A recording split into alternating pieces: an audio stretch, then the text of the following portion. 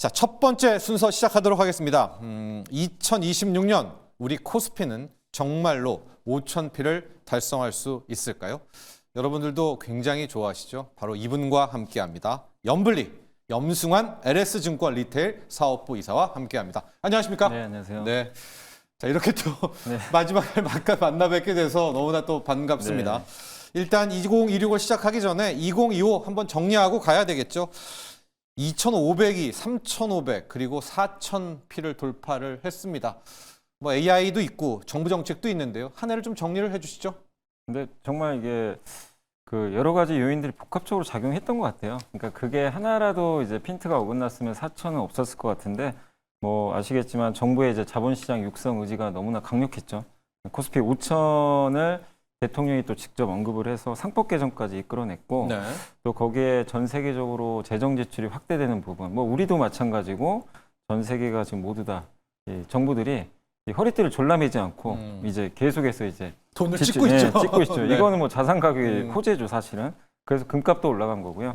근데 결국 이게 없었으면 마무리 4천은 안 됐을 거라고 봅니다. 갑자기 9월부터 반도체 기업들의 이익 추정치가 급격히 상향되면서 뭐 삼성전자, 하이닉스가 이제 뭐 마이크론뿐만 아니라 메모리가 이제 왕이다라는 표현이 들릴 정도로 메모리 기업들의 질주가 나왔거든요. 이제 우리나라 시총에서 대부분이 메모리 반도체니까 그러니까 이들이 이제 9월부터 달려나가면서 코스피 4천을 이제 돌파하는 그런 흐름이 나왔습니다. 그래서 결국 기업 이익, 정부의 어쨌든 정책, 그다음에 유동성 이 세 가지가 정말 올해 너무나 이게 잘 맞아 떨어져서 증시가 이렇게 25년 역대급 상승장을 이게 나타낸 게 아닌가라고 생각을 하고 있습니다. 그렇습니다. 자, 정부의 의지, 그러니까 정부의 의지가 국회에 반영되면서 상법 개정으로 이어졌고요. 여기에 AI 반도체인데 솔직히 말해서 이게 이제 D램까지 타고 온 거 아니겠습니까? 네, HBM에 이어서 이런 것들이 다 두루두루 우리 4,000피를 만들었다. 이렇게 분석을 해 주셨습니다. 중요한 거는 이제 2026년이죠. 우리는 5,000피를 목표로 하고 있고 증권사 전망치에서도 5,000포인트들 많이 나오고 있습니다. 우리 염승환 이사께서는 일단 5,000포인트 갈 수 있다, 없다를 한번 대전제로 이야기를 해 주시고 있다면은 이러한 것들 그냥 느낌적인 느낌 말고 조금 더 좀 정량적으로 갈 수 있다의 근거까지도 함께 좀 말씀해 주신다면요. 그러니까 저는 지금 어쨌든 이제 그 기업들의 이익을 보면 내년도 추정치들이 많이 나와 있잖아요. 네. 그걸 이제 대입을 해보면 5,000포인트도 비싸다고 할 수는 없어요, 사실. 그냥 충분히 갈 수 있다고 보고 있고 다만 이제 이걸 이끄는 건 반도체인데 예. 반도체 내년에 뭐 갑자기 삼성전자 노무라 증권에서 133조 영업이 그렇게 그러니까 그동안 추정치가 과소평가된 거예요. 네. 근데 아직도 안 올린 그 애널리스트들도 있거든요. 뒤따라 올릴 겁니다. 그래서 내년에 그것만 좀 가능하다면 저는 5,000포인트는 충분히 돌파 가능하고 현재 코스피가 최근에 이제 4,200 넘으면서 이제 10배거든요. 그러니까 내년 이익을 대비해 봤을 때 코스피가 10배인데 거의 전 세계 꼴찌입니다. 아직까지. 네. PER을 보면 여전히 낮은 수치고 지금 우리나라 증시가 이제 뭐 아까 말씀드린 여러 이유 때문에 올랐지만 명백한 건 기업 이익 때문에 오른 게 또 사실이거든요. 네. 그러니까 PER은 사실 못 올랐어요.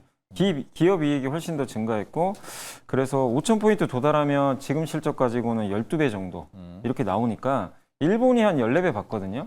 우리가 일본보다 저는 못 받을 이유는 없다고 생각을 해요. 그렇기 때문에 5,000이 끝은 아니고 더 갈 수도 있다. 다만 조건은 삼성전자, SK하이닉스가 우리가 생각한 경로대로 이익을 내줘야 되는데 그게 만약에 이제 중간중간 분기마다 점검할 거 아니에요. 그때 예상보다 안 좋으면 사실 5,000은 힘든 거죠 또. 네. 그러니까 무조건 간다라고 그 누구도 맞출 수는 없는 거고 저는 조건은 반도체 기업 이익이 시장이 예상한 것보다 어쨌든 잘 나와줘야 됩니다. 지금도 잘 나오지만 그래서 그것만 된다면 5,000도 뭐 그렇게 불가능한 수치는 아니다. 그리고 뭐 정부 정책이나 이런 게 바뀔 것 같지는 않아요. 예. 그래서 그렇죠. 모든 건 다 기업 이익인데 내년에 우리나라가 전 세계에서 이익 증가율이 제일 높은 국가입니다. 46% 증가한대요. 예. S&P 500이 한 19% 증가하거든요.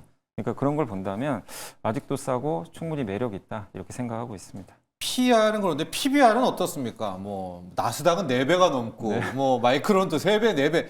우리는 많이 맥시멈 줘도 뭐 노무라도 그렇고 JP모건도 1.9배. 우리는 2배는 뭐 시장 아니더라도 기업도 안 줍니까? 삼성전자 같은데. 근데 일단 지금 PBR이 한 1.3배, 4배 왔다 갔다 네. 하는데 PBR은 결국 ROE랑 같이 가거든요. 자기자본 이익률. 근데 자기자본 이익률은 자본 대비해서 얼마나 이익 많이 내느냐. 네. 근데 아까 말씀드린 대로 이익은 내년에 증가할 거예요. 그래서 ROE 올라갈 텐데 밑에 분모가 항상 문제죠. 우리는 항상 공급이 많은 국가. 맞아요. 근데 이제 소각하잖아요. 네. 그러면 분모도 적어져요. 그럼 ROE가 저희 당사에서도 추정하기로는 충분히 내년도에 ROE를 계산해 보면 예. PBR이 적어도 한 1.5, 6배 정도는 가야 돼요. 그러니까 최소한이죠, 그건. 최소. 예. 그렇게 따지면 한 4,500에서 5,000은 나와요. 근데 그건 이제 최소한이고 1.9 정도 준다 치면 1.9면은 만약에 3,000이 그냥 주당 순자산 가치로 치면 그 3927, 5,700, 6,000 가까이 6,000 나오는. 이죠. 예. 네. 그러니까 뭐 그게 사실은 1.9배 뭐 불가능한 건 또 아니에요. 네. 뭐 충분히 ROE가 올라간다면 가능은 한데 근데 그런 것들이 결국 가기 위해선 가장 기본적으로는 어쨌든 기업들의 이익 증가죠. 예, 그래서 결국 중요한 게 돌고 돌아 반도체가 내년에 얼마만큼 기대한 만큼 이 성과를 내줄지 이게 좀 관건이 될 것 같습니다. 자, 그래서 영업이 그렇다면 이 두 종목을 봐야 될 것 같습니다. 삼성전자와 SK하이닉스입니다. 지금 나오는 것들이요. 삼성전자의 내년 연간 영업이 웬만하면 100조, 110조 부르고 있고요. 하이닉스도 90조 대도 되게 많거든요. 네. 하이닉스부터 출발을 하도록 하겠습니다. 자, 이게 말이 될지 모르겠지만은 SK 하이닉스의 연간 영업이익 80조, 90조, 100조 참 놀랍습니다. 어떻습니까? 네, 이 정도 전망하고 계십니까? 근데 지금 추정치가 계속 올라가요. 네. 이게 보통 내년 전망했을 때 처음에 제가 알기로는 한 50조 50조에 시작했죠. 출발했는데 네. 갑자기 70조, 80조. 이제 노무라가 105조까지 써버렸으니까 105조요. 네, 105조를 썼습니다. 노무라 증권에서. 네. 근데 보통 이렇게 올리면 실제는 더 잘 나오는 경우가 항상 많았어요. 우리가 이제 반대로 보면 안 좋다고 추정치를 낮추면 더 쇼크가 나왔고 좋으면 그만큼 더 어닝 서프라이 나오는데 사실 이게 이 추정이라는 게 맞출 수가 없는 게요. 이게 한번 이렇게 그 이익 사이클을 타기 시작하면 애널리스트들도 이거를 본 적이 없는 사이클이에요. 네. 그래서 이걸 맞출 수가 없어요. 이게 어떤 흐름이면 옛날에 그 올해 사실 가장 성과 좋았던 기업이 APR이거든요. 네. APR 그 추정치가 높았는데도 애널리스트 추정치를 마치 비웃는 것처럼 실적 발표할 때마다 어닝 서프라이즈가 엄청나게 나왔거든요. 그렇죠. 본 적이 없는 사이클이 나와버리니까 지금 사실 반도체도 비슷하거든요. 그러니까 우리가 봤을 땐 야 이게 105조가 말이 되냐 설마 이렇게 나오겠냐 그건 또 모른다는 얘기예요. 이번에 마이크론이 실적 발표할 때 애널리스트 추정치의 2배를 제시해버렸잖아요. 다들 애널리스트들이 미국 애널리스트들이 정말 황당했을 거예요. 순간 이거 뭐지? 이런 지금 아마 그 흐름들이 좀 나왔을 것 같은데 우리나라 2등, 그러니까 전 세계 2등, 전 세계 1등이 한국에 있는데 그럼 더 올라갈 수밖에 없는 거죠. 그래서 105조도 불가능하진 않다. 근데 현재 시가총액이 어제 기준으로 473조니까 네. 그냥 제가 영업이익 기준으로 해가지고 한 80조로 그냥 계산해봤어요. PER 6배밖에 안 됩니다. 여전히 싸고 그래서 내년에 이제 100만 원 얘기도 나오는데 네. 뭐 이게 가능하냐 아니냐는 우리가 알 수 없지만 또 그런 거죠. 100만 원이 못 갈 이유는 또 뭐냐. 그러잖아요. 네. 그러니까 우리가 간다고 했을 때 에이 설마 네. 그러잖아요. 근데 못 갈 이유는 또 뭐가 있는 거죠. 네. 그런 거잖아요. 네. 근데 조건은 있어요. 저는 두 가지는 돼야 된다. 네. 뭐냐면 이제 최근에 뭐 여러 리포트에도 나왔지만 미국의 ADR 예탁 증서 상장하는 거. 저게 크죠 지금. 네. 저거 80만 닉스 되면 부르는데도. 필라델피아 반도체 지수에 들어가요. 하이닉스가. 그래서 굉장한 이제 그 패시브 자금이 들어올 수가 있는 거고 두 번째가 이건 얼마 전에 하이닉스가 직접 홈페이지에 직접 글을 썼죠. 지주사 규정을 좀 완화해서 지금 하이닉스는 SK 손자 회사이기 때문에 손자 회사는 다른 회사 지분을 투자할 때 100% 투자해야 돼요. 네. 규정상. 그러니까 무슨 반도체 공장 이게 1만 평짜리 하나 만드는데 한 20조 든대요. 그 공장 하는데 아니 아무리 하이닉스가 돈을 많이 벌어도 20조 쉽지 않거든요. 그렇죠. 그러면 외국 기업과 이렇게 합작해서 투자하면 좋잖아요. 반반씩. 미국은 그렇게 하거든요. 근데 지금 지주사 규정에 의하면 그 공장을 할 때 누구 돈도 받을 수가 없어요. 그냥 하이닉스 혼자 다 돼야 돼요. 근데 이거를 50% 이하로 50% 정도로 좀 낮춰주면 네. 요거를 그러면 이제 절반 정도는 10조는 하이닉스가 되고 10조는 다른 회사가 내는 거죠. 이거를 좀 정부에서도 지금 고려를 하고 있는 것 같더라고요. 이재명 대통령의 금산분리 완화라는 게 결국 또 맞아요. 하이닉스의 요소인 거죠. 예, 네. 그래서 이 두 가지가 만약에 된다면 지금 워낙 또 실적도 좋잖아요. 그러면 100만 원도 가능하지 않겠냐. 이 두 가지 전제 조건이 붙는다면 그렇게 생각은 하고 있습니다. 좋습니다. SK 하이닉스 지금 80만 닉스가 아니라 100만 닉스 이야기까지 나오는데 우리 염 회사께서 두 가지 조건 이야기해 주셨습니다. 뭐 디램 이런 거 빼고요. 네. ADR 상장, ADR 들어가면 이제 필반나에 우리 SK 하이닉스 ADR이 네, 들어가니까 맞습니다. ETF 자금들이 있고요. 두 번째는 금산분리 완화에 따라서 일단 손자 회사에 대한 규정만 좀 풀어준다면은 뭐 투자라든가 이런 여유 부분에 있어서 또 프리미엄 있다. 자, 이렇게 하이닉스를 정리를 하고요. 삼성전자 갈게요. 지금 삼성전자 12만 전자, 16만 전자. 우리 투자자들은 20만 전자를 기대를 하고 있습니다. 올해 영업이익이 뭐 한 40조 잡는데 내년에 120조. 말이 되는지는 모르겠습니다만 네. 우리 염승환 이사께서도 이런 거 봤습니까? 시총 1위 영업이익이 3배 늘어나는 거? 뭐 본 적이 없죠 사실. 네, 그러니까 네. 이거는 누구도 알 수 없는 사이클이야. 이렇게 메모리가 폭발할 거라고 누가 상상을 했겠어요. 근데 이게 누적된 거죠. 공급은 그동안 없었는데 수요가 한 번에 폭발해 버리니까 예. 이런 일이 발생했고, 사실 이거 마치 그 코로나 때 보는 것 같아요. 코로나 때 기억하시겠지만 네. 배가 하나 쓰러져 가고 HMM이 얼마나 돈을 많이 벌었습니까? 그때 아마 그 해운주들이 역대급 돈 벌었잖아요. 그게 뭐죠? 큼슬 라이프 예. 때죠. 예. 공급이 안 돼서. 예. 공급은 안 되는데 수요는 그 집에서 이제 여러 가지 가전제품 구매하고 이렇게 해외 구매하다 보니까 폭발한 건데, 지금 반도체 비슷하거든요. 공급은 없는데 수요가 갑자기 폭발해 버린 거죠. 근데 이 사이클이 내년에 끝나는 게 아니라 일단 내후년까지는 좀 이어진다고 하니까 일단 내년 이익은 좋을 것 같고요. 그리고 아까도 말씀드렸지만 노무라에서 133조 얘기했거든요. 그래서 밴드가 좀 커요. 90조에서 133조. 기본 100조는 나올 것 같아요. 네. 지금 분위기가. 근데 제가 어제 시가총액 봤더니 우선주랑 합쳐서 시가총액을 보면 780조입니다. 지금 삼성전자가. 그래서 지금 1000조 원 이제 얼마 안 남은 상황인데, 그렇게 해서 대입을 했더니 PER이 8.6배 정도 돼요. 그러니까 비싼 건 아니죠. 네. 지금 코스피보다 낮은 그럼요. 상태니까. 예. 그래서 여전히 저평가돼 있고, 거기다가 이제 20만 전자는 저도 잘 모르지만 요 조건은 있어야 돼요. 파운드리 고객사가 늘어나야 돼요. 그러니까 지금 기대하는 게 삼성이 지금 테슬라하고 지금 이제 같이 테일러 공장에서 칩을 만들 텐데 올해 내년 3월부터 양산 들어간대요. 이제 거기에 엔비디아 칩도 아마 나중에 만들어줄 수 있고 애플 칩도 아마 고객사 확보했는데, 요새 AMD 얘기도 나오고 막 구글 얘기도 나오는데 네. 그런 것들이 만약에 가셔야되면 이게 여기에 파운드리까지 붙여줘야 돼요. 밸류에이션을. 그렇죠. 그럼 TSMC 쫓아갈 20만 수가 전. 있는 예. 거죠. 그러면 가능은 한 거죠. 근데 파운드리가 안 되면 사실 메모리만으로 20만 원 가긴 좀 쉽진 않다. 그래서 일단 여기에 내년의 변수는, 그러니까 각각의 변수들이 있어요. 하이닉스도 있고 삼성전자는 파운드리. 요게 좀 중요할 것 같습니다. 2나노 얘기도 많이 나오고 있는데 우리는 우리 스스로 좀 삼성전자의 파운드리를 폄하한다고 그래야 되나? 좀 네. 겸손한 측면이 있잖아요. 네. TSMC한테는 안 돼. 우리 염승환 이사께서는 어떻습니까? 삼성전자의 파운드리의 실력 어떻게 보세요? 그래서 그냥 제 말을 믿지 마시고 그냥 일론 머스크 눈을 믿으세요. 머스크가 거기 잔대잖아요. AI6 준 거. 네, 네. 거기 아예 사무실까지 만들어 줬어요. 네. 그 이재용 회장 이번에 가서 만나고 왔잖아요.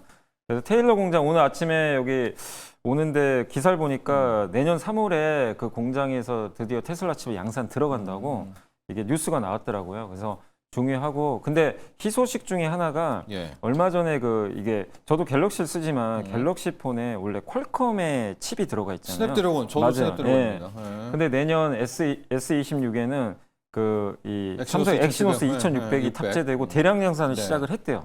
그럼 발효를 잡았다는 얘기예요. 그러니까 저도 그 내용들을 확인해 보니까 이 엑시노스의 최대 단점이 열이 많이 나오니까 3년 전에 아마 기억하실 거예요. 네. 그때 대규모 뭐 이렇게 한번 발열 때문에 네. 난리가 나가지고 네. 폐기 처분하고, 그래서 열을 뺄 수 있는 그 장치를 하나 만들어 놓은 것 같아요.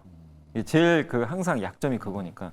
그래서 이번에는 그걸 잡은 것 같고, 그리고 삼성 갤럭시 폰은 또 판매가 잘 되니까 여기에 탑재돼서 큰 문제만 없다면 이거 2나노로 만드는 그렇죠. 거거든요. 2나노죠. 네. 그러면 이 된 테일러 거죠. 공장 네, 되는 네, 거죠. 네. 그렇기 때문에 저는 내년 2월에 그게 나오거든요. 그게 이제 마지막 좀 고비 아닌가, 파운드리에. 맞습니다. 그러면 불신이 좀 확신으로 바뀌지 않겠냐, 이렇게 생각하고 있습니다. 인텔은 1.9나노 실패한 거죠. 예, 포기했으니까 네, 이제 우리의 쉽지는 않은 2나노가 것 오히려 또 내년에는 2026년에 활약을 할 것 같고요. 그런데요, 이사님. 삼성전자 하이닉스 투자하신 분들은 웃었는데 2025년 반도체 소부장에 미리 가신 분들은 후에 막급에 당했다. 아니 이건 당연히 증설을 할 줄 알고 알았는데 끝까지 발표를 안 합니다. 우리의 소부장은 어떻게 됩니까? 근데 소부장이 과거 사이클 같으면 훨씬 더 많이 오르거든요. 원래는 그러니까요. 그렇죠. 이렇게 네. 좋으면 증설하고 공장 짓고 뭐 모두가 이제 행복해질 수 있는데, 네, 대폭등하고. 근데 이번 사이클은 반대잖아요. 증설을 잘 안 하니까. 근데 어떻게 보면요, 그걸 너무 답답해하지 마세요. 그만큼 사이클이 오래 갈 겁니다. 그러니까 무슨 예. 얘기냐면 옛날 사이클은요 짧고 되게 굵어요. 그러니까 예. 순식간에 갔다가 쉽게 무너져요. 왜냐하면 공급 증가 사이클이 와버리니까 결국 소부장도 같이 망가져요. 망가질 땐 가차 없습니다. 예. 근데 이번 사이클은 소부장 하신 분들은 이게 투자가 잘 안 되니까 답답해 하시겠지만 대신에 반도체 사이클이 연장이 돼요. 자꾸만. 그러면 가늘고 좀 길게 갈 수가 있어요. 좀 근데 오히려? 중간중간 네. 굵은 게 나와요. 왜 나오냐면 네. 내년 1, 2월에 분명히 또 그게 나오잖아요. 코스닥 활성화됐지. 네. 대부분 소부장 또 코스닥에 코스닥에 있으니까. 들어가 있어요. 그리고 여긴 또 수급이 좀 비어 있단 말이에요. 많이. 근데 삼성 하이닉스의 부담 느낀 투자들이 또 들어가서 수급 이슈로도 충분히 갈 수 있어요. 그렇기 네. 때문에 그냥 저는 때를 기다리시면 돼요. 너무 답답하실 필요는 없고. 똑똑하신 분들이 갔더라고요. 네. 아, 부족하지, 아, 쇼티지지 나는 소부장이다. 네. 근데 그런 분들이 2025년 힘들었어요. 네, 근데 결국엔 또 증설도 안 하는 건 아니거든요. 용인 클러스터도 이제 증설 들어가고 삼성 평택 공장 그 P5도 하니까 하니까. 결국엔 시간의 문제라고 봅니다. 근데 다만 단기적으로 이렇게 공급을 늘리는 쪽은 파운드리가 내년에 이제 양산 들어가잖아요. 그래서 파운드리 소재 쪽은 조금 더 저는 그 이쪽 소부장 쪽에서는 좀 괜찮지 않겠냐 이렇게 생각은 하고 있습니다. 네, 소부장 중에서 일단 소재부터 공략을 좀 하시면 좋을 것 같고요. 내년 여름, 뭐 가을보다 1, 2월이 굉장히 궁금하시잖아요. CES 쪽에서의 한번 성장 동력 봐야 될 것 같습니다. 이번에 CES 보니까 온디바이스 AI, 네. 또 SDV도 있고요. 로보틱스가 있는데 로봇은 오히려 미리 간 것 같기도 하고요. 네. CES 관련한 투자 전략도 모멘텀도 좀 한번 볼까요?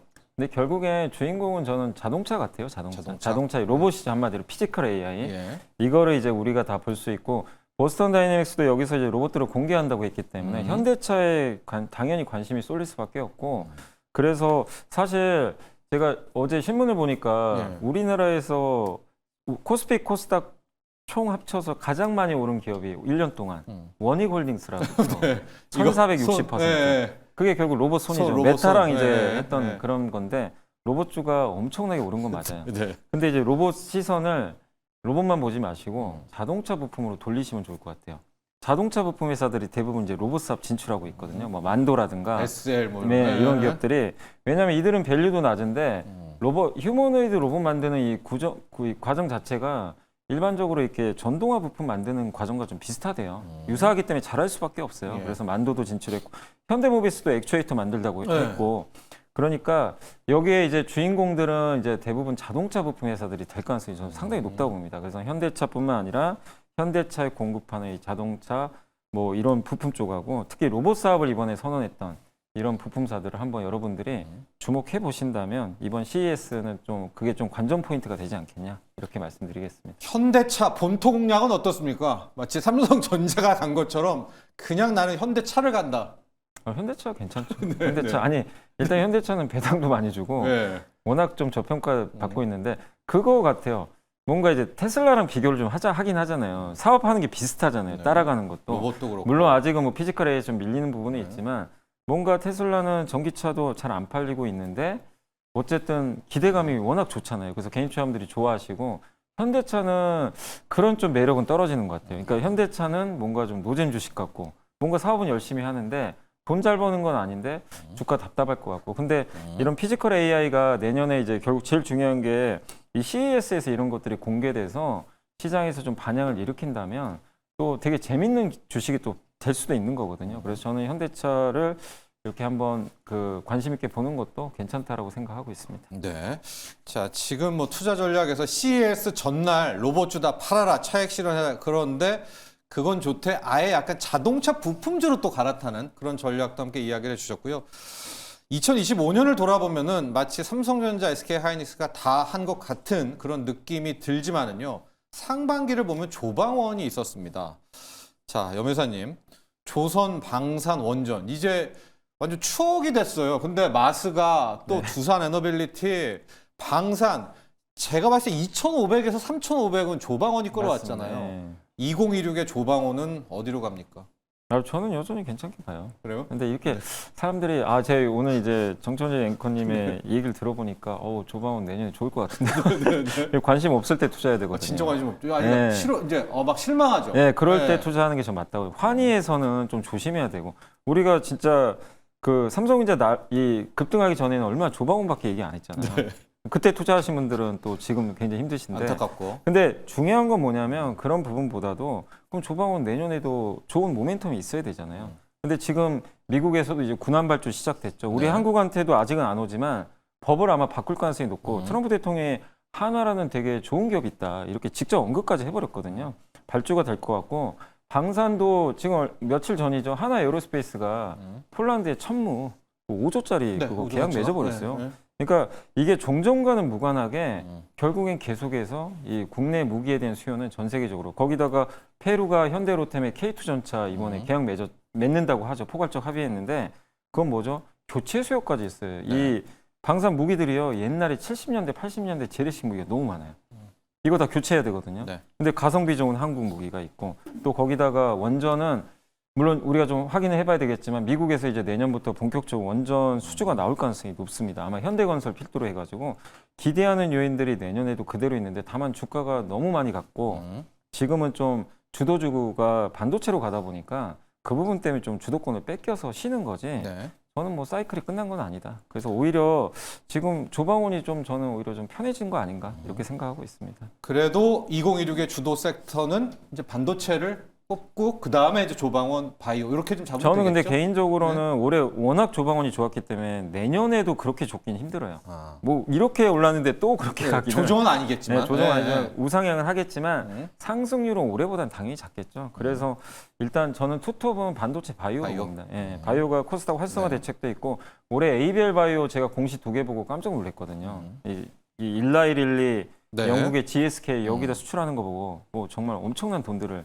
수출했기 때문에 바이오는 그래서 바로 뒤에 네. 또 준비를 해놨습니다. 네, 그렇게 두 가지가 좀 좋습니다. 투톱 아닌가 생각합니다. 마지막으로요, 짧게 정리해야 될 요 이슈 하나가 있습니다. 환율입니다. 자, 사실 환율 때문에 걱정, 불안 커지고 나라 망한다. 뭐 유튜브에서 이제 여러 클립들도 나오고 있는데요. 환율 전망 한번 해보도록 하죠. 자, 제가 어제 보고서를 하나 봤는데 그 네. 신영증권의 리서치 센터장님이시죠. 김학균 센터장님이 반성문 쓰셨더라고요. 네, 연말마다 한 번씩 쓰시는데 네. 환율 전망 잘못했다.